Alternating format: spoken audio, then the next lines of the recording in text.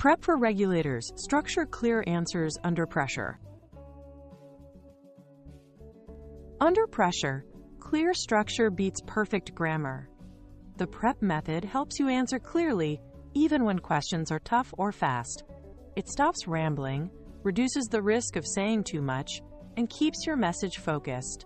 With prep, you sound in control and build credibility because your answer has a logical start, middle, and end.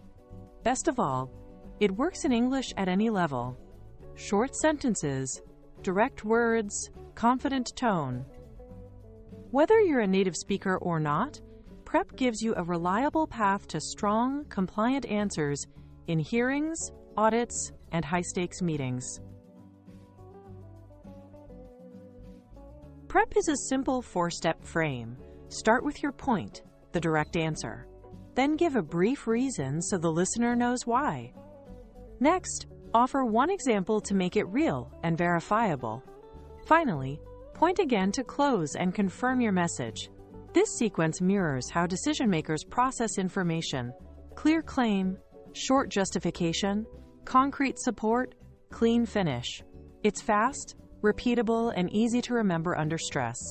Use it to handle yes-no questions, policy compliance, or what happened scenarios without drifting off topic. Open with a one-line answer: yes, no, or your position. Match the question closely so the regulator hears you addressed it directly. Use neutral, compliant language like, yes, we implemented the control, or no, we did not process that data. Avoid hedging, probably, might, I guess, and avoid speculation about unknown facts. If context is needed, save it for later parts of prep. Your first sentence should remove doubt and signal confidence. Short, clear, and aligned to the exact wording asked. Keep your reason to 1 to 2 sentences. Link it to a rule, policy, or data point, as required by Policy 7.2, or, based on the monitoring threshold, show risk awareness and controls by mentioning safeguards or review steps. Avoid jargon. If a term is necessary, define it simply, like KRI, our risk warning number. The goal is credibility without a lecture. Just enough reasoning to justify the point and show you understand the framework that guides your actions. Choose the most relevant case that directly answers the question.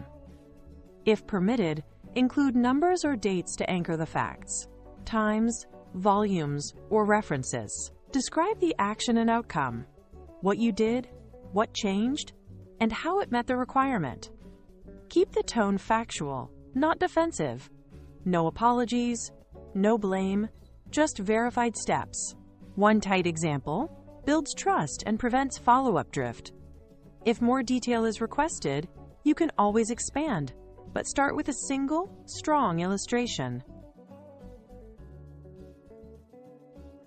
Finish by summarizing the same point in a concise line. This signals completion so the panel knows you're done. You can offer documents or data. We can provide the log and timestamps if helpful. Then invite a follow-up to show openness and control. Would you like more detail on the timeline? This closing point ensures your key message is the last thing they hear, reinforcing clarity and helping the chair move to the next question smoothly.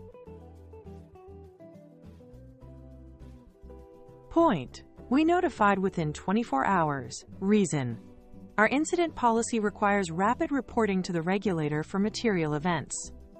Example: on May 3rd at 9:40, we filed to the FCA and confirmed receipt at 10:02 via the portal. Point: therefore, we met the rule and complied with the reporting timeline. Notice the short sentences, specific timestamps, and neutral tone. Clear, verifiable, and complete without extra commentary. Before speaking, pause. Mentally map, prep, then deliver.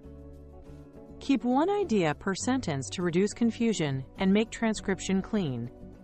If you're unsure, don't guess. State what you know and commit to follow up with documents or dates. If you're interrupted, skip to your closing point to land your message.